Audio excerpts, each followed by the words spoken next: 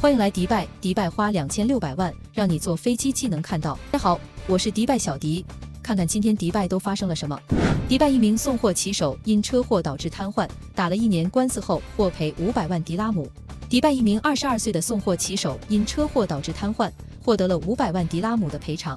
据他的律师称，这是具有里程碑意义的判决，将帮助他继续接受治疗，恢复部分能力。这名骑手名叫西芬乌莫尔库玛丽，在车祸后不幸瘫痪。去年，一家法院裁定了赔偿金，但在周一于迪拜举行的一次会议上，这笔钱给了西芬的父母。据一位与此案关系密切的消息人士透露，为了拿到这笔赔偿金，他们花了1年的时间办理手续和开展工作。2022年3月，在爱因一家杂货店工作的西芬在送货途中被一名阿拉伯青年驾驶的车辆撞倒，然后该名青年肇事逃逸。最初，保险管理局法院裁定向西芬的家人赔偿280万迪拉姆。考虑到西芬受伤的严重程度以及他目前和未来的医疗需求，法律团队争取到了更高的赔偿金额。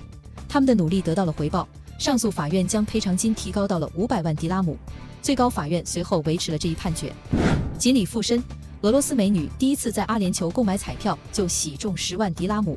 俄罗斯人娜塔莉亚·克里斯蒂奥格洛在阿布扎比 Big Ticket 266期抽奖中赢得了10万迪拉姆。她自2012年移居阿联酋以来，一直居住在迪拜。娜塔莉亚是一家公司的总经理，在8月的最后一周，她购买了第一张 Big Ticket 彩票。出乎她意料的是，她竟然赢得了10万迪拉姆。她说：“我当时正在观看开奖直播，当主持人宣布我的名字和彩票号码时，我非常高兴，但我仍在等待确认中奖的电子邮件。”她说：“我很早就知道 Big Ticket， 但直到上个月才有机会参加。我买了2张彩票，并获得了1张免费彩票。我选择了由我母亲、我丈夫和我自己出生日期的彩票。我生日数字的彩票是中奖彩票。”当问及他对奖金的打算时，他说：“这个奖金来的正是时候，我们将用它来买房子。”定了，阿联酋当局官宣私营部门先知生日假期时间。阿联酋人力资源和酋长国化部宣布，9月15日将是私营部门员工的带薪公共假期，以纪念先知穆罕默德的生日。早些时候有消息称，年同一天也是联邦政府雇员的带薪假期。根据内阁关于2024年阿联酋政府和私营部门官方假日日历的决定，先知诞辰被定为2024年9月15日。但遗憾的是，这一天是周日，所以可能不是一个长周末。今年早些时候，阿联酋内阁公布了2025年公共和私营部门员工的正式公共假期清单。根据阿联酋内阁2024年第27号决议，该决议将改变一些公共假期的放假方式。如果一个公共假日恰逢周末，那么假期会被移到1周的开始或结束。这就意味着，如果某个假期恰逢周6或周日，我们就可以在周5或下周1多休息1天。但第27号决议明年才生效。